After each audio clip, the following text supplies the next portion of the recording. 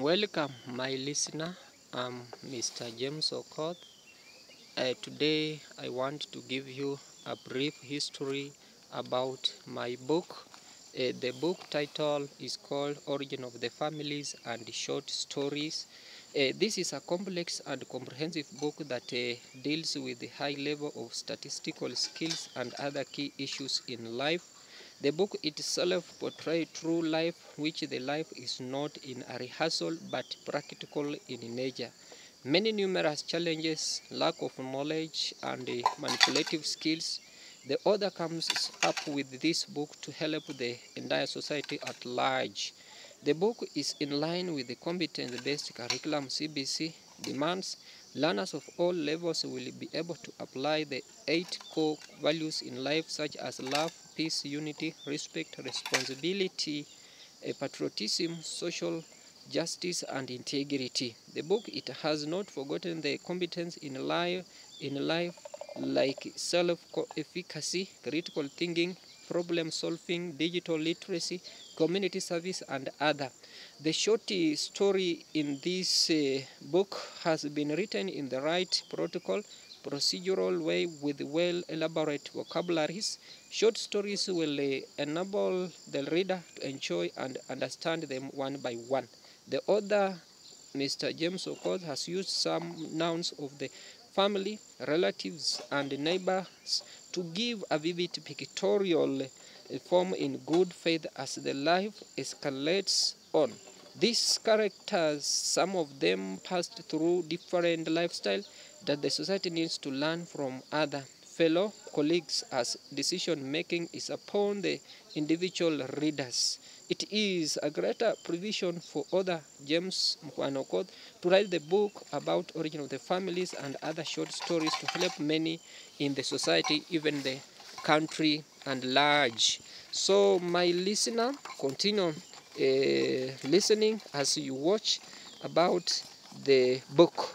As the author preface, the first book, The Origin of the Families and the Short Stories, I take this humble time to reinforce on radical changes, building bridges, initiative, our cultures as way of living, good governance and leadership, economical empowerment, rights and freedom of the individual, awareness of pertinent and contemporary issues such as COVID-19 virus and other issues that we know very well, historical events of which are greater important to the society. I am grateful as always to family and friends who encourage my aspiration of writing this book. Thanks to all and Obura's family. This book is a copyright to the writer and dedication. This book is being dedicated to the following: wife Lilian Okewa, Olubandwa, children Princess Okoth, Mkwana Presley Okoth, Mkwana and Pavel Okewa Umuhaka, Mkwana, dear parent, the late Agnes Okoth, Waswa, Cornel Okoth, Oder, and others. Now, the book title, the contents from the book, my listeners: The Origin of the Families, Encounter with a Leopard, a Family Tree, Obura's family, biological mother, the siblings, the only wife of Kuta, missing cattle, the king bird, a stream of disputes, the fruits of her womb, the arrest, the chief plots to kill, the mattress, merits and demerits of polygamists, a nutshell of Ken contract, casual labor force, the feast of anniversary, last breath, companionship, dear father, the pride of the man, the demography, the twins, the four tales of Maria Hauer, do not dishonor, the Pentagon events, the gifted talents, and we have one: stress management, the meaning of stress, the cause of stress, the false phone call, and the changing world. Now, my listener, the book, we want to look at the first history of the origin of the family. Origin of the families, especially Nawinyi origin. Now, get seated and you listen carefully. Nawinyi family used to live at a place called Kotosimbo, adjacent to Ebukunja. Kotosimbo is found in Siaya County. Some others of Nawinyi family migrated from their place of origin called Bahar el Ghazal in southern Sudan as Nilotes into Kenya. The descendants are the Jobathola, the Kenyan Luo. The Kenyan Luo came in three main groups, the Joka Owiny and the Jok Omolo. The three groups initially settled at a place called Pubungu or Bakwach in northwestern Uganda after the migration from Sudan. Now, Jok Owiny moved from Jobathola and settled in Alego. From Alego, some descendants of Jok Owiny moved to Kotosimbo. Now, the Nawinyi family of Luo community, they belong to the River Lake Nilotes. From the group Jok Owiny, which are the River Lake Nilo, from which are the forefathers of Nawinyi family, Nawangwe is another name of Nawinyi. She was a blood sister to Nawinyi.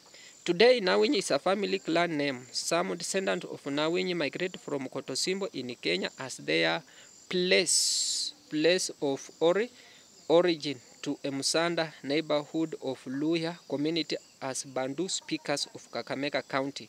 The other stars had their own reason of migration.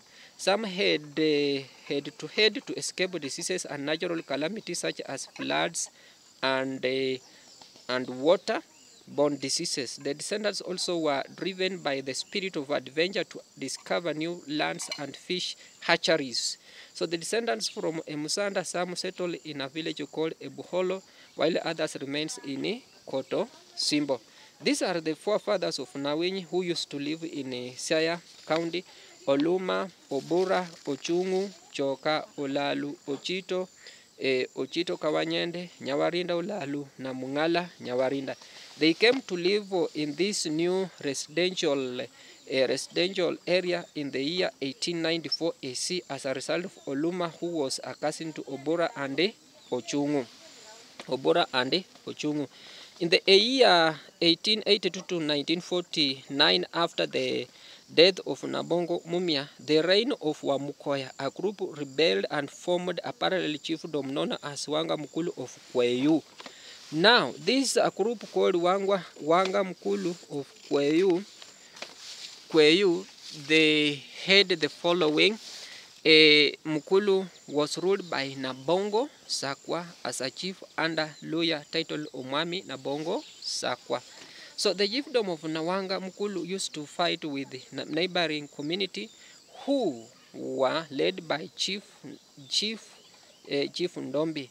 Banyala Ndombi chiefdom refused to be submissive to the royal chiefdom of Sakwa, and their fights took many years without Wanga chiefdom getting merit in any victory. Chief Nabongo Sakwa changed his mind and instructed the clan headmen to look for a herbalist outside the territory. The herbalist should be most powerful man and able to superior his soldiers to their opponents, especially the Chief Ndombi's men fighters. Now, his soldier with few headmen were sent to the Luo land to search for a powerful herbalist. The ball landed to the most powerful herbalist and medicine man called Oluma. So Chief Nabongo Sakwa wanted the herbalist to perform his ritual as usual to conquer the Chief Ndombi's men. Now, the herbalists accepted the invitation and gave out the following conditions.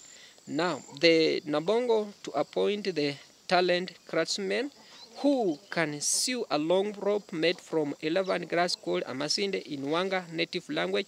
The rope should be long enough to start from River Lusumu crossing Shanda Market, but must pass through Shikulu, Munganga, Kaunga up to River Nzoia, especially at the Utiangala Nyende residential area in Mahola.